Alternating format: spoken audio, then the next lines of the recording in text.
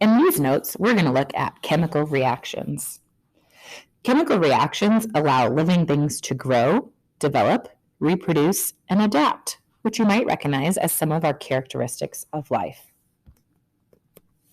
So in a chemical reaction, atoms and compounds become reorganized into different substances.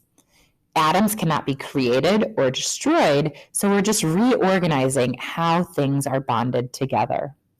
So if we take a look at this first image we have here, it's showing that bonds are being broken and reformed, which is the bullet point you need to fill in on your notes. So in our starting materials here, we have hydrogen bonded to hydrogen, another hydrogen bonded to hydrogen, and an oxygen bonded to an oxygen.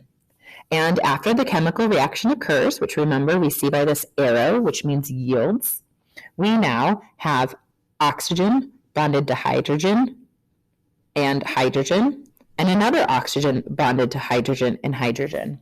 So you can see that we're starting with 2 oxygen atoms in our reactants and 2 in our products.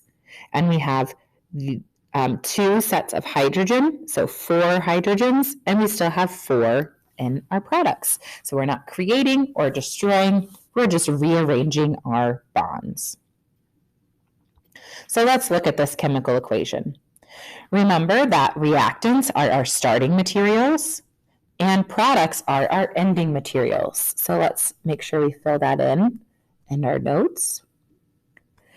And sometimes it's possible to have 1 reactant or 2 or 3 or 4, and we can have 1 or 2 or 3 or 4 products. But in our example from above, here is our equation. And this right here is an arrow.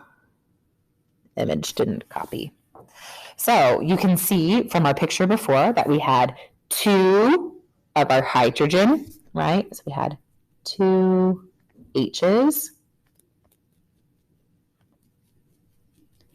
And then we had 2 O's. But we just had 1 molecule of those. Remember, this subscript 2 means that we have 2 oxygen atoms. And here for hydrogen, we have 2 hydrogen atoms, but we have that twice. That's the coefficient. And then that made 2 waters with our bonds rearranged. And if we wanted to label, we could say that the hydrogen and oxygen on this side, those were our reactants. So in this case, we had 2 reactants, and the water is our product. Now, you do not need to actually balance an equation, but we do need to be able to recognize whether an equation is balanced. So just as we've said already, matter cannot be created or destroyed. This is called the conservation of mass. Instead, a chemical equation is just rearranging our bonds. And so what we want to make sure is we want to make sure that the number of atoms on each side is equal. So again, this was the arrow or yields. We just want to make sure that we have an equal number in both our reactants and our products. So let's take a look at this reaction and ask ourselves, is this equation balanced? And I'm going to make a little chart here, reactants and products. And I have the elements carbon, hydrogen, and oxygen. So let's take a look. In our reactants, we have carbon right here, and it has a subscript of 6. And there's no coefficient in front, so we just have 6 carbons. If I look at my hydrogens, they're right here, and I have a subscript 12, and so I have 12 hydrogens. And oxygens, right here, I have 6 as my subscript and no coefficient, so I have 6 oxygens. But oh, look at this. My other reactant is also oxygen, so I have another set of oxygens here. So I have a subscript 2 and also a coefficient 6. So 6 times 2 is 12.